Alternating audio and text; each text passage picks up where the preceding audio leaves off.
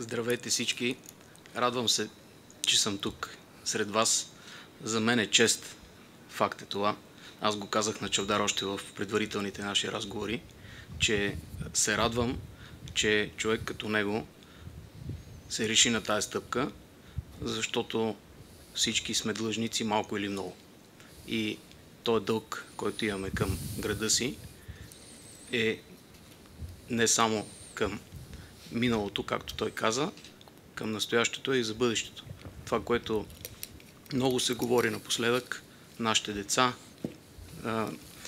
а единственият начин да останат е ние днес, не утре, да се включим в това, което предстои.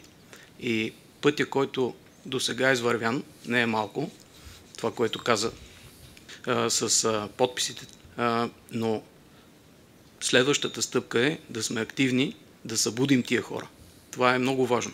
Хората, които обикновено не гласуват, защото са обезверени, защото са омерзени, те са тези, с които ние трябва да работим.